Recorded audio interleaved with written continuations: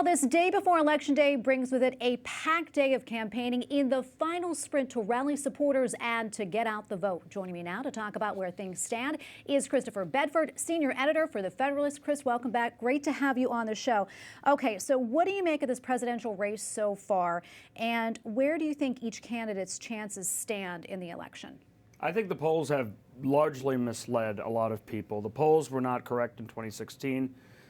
Not only did they fix none of the problems for 2020, but they weren't really honest about it. The whole way that you can understand how a country's going to go or a state's going to go is based on modeling. And 2016 broke all through all the models. 2020, with the coronavirus plus Donald Trump, that promises to break any model you can possibly have. So just for example, in Pennsylvania, where we just were. If you want to look at what the data guys are forced to look at, which is who do they expect to vote Democrat, who do they expect to vote Republican, just turn it on its head. Everywhere we went in Luzerne County, Northampton County, those were places that were Democrats. Everyone we talked to was a Democrat, and most of them were voting for Donald Trump. So that's an obvious switch that's going on in this country.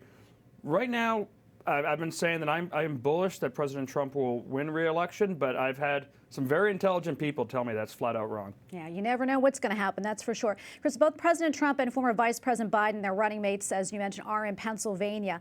And that is, of course, key to winning right there. I know that you took a look at undecided voters in PA for the Federalist. What did you find out? There's a thing that we came in with an idea of that was really solidified, which is that the Democratic Party is part of a lot of the voters' identities in these flip counties. Places that hadn't voted for Republicans since Ronald Reagan, one of them went by 1 point, and one of them went by 19 points for Donald Trump. A massive switch for these counties in places that previously had been Democratic strongholds.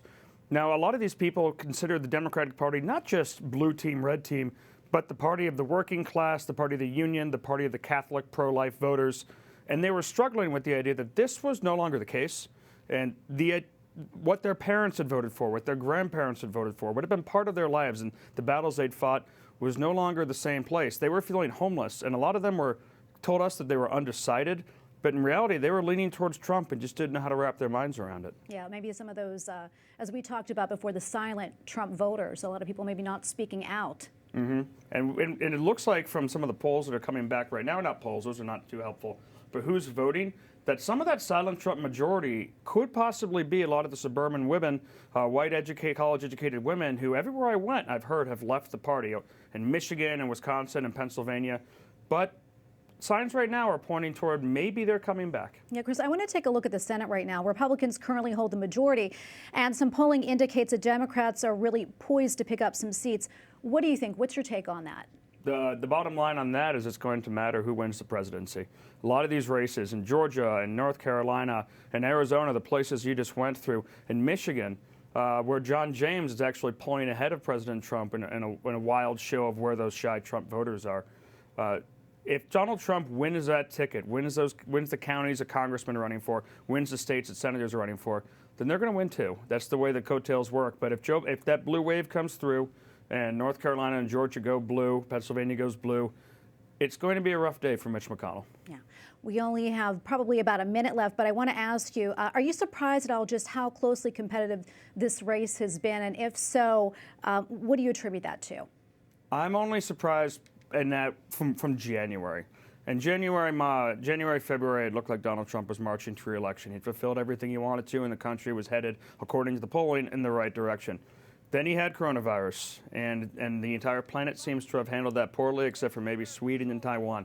And those two things combined with the economy that it caused really did a number on President Trump.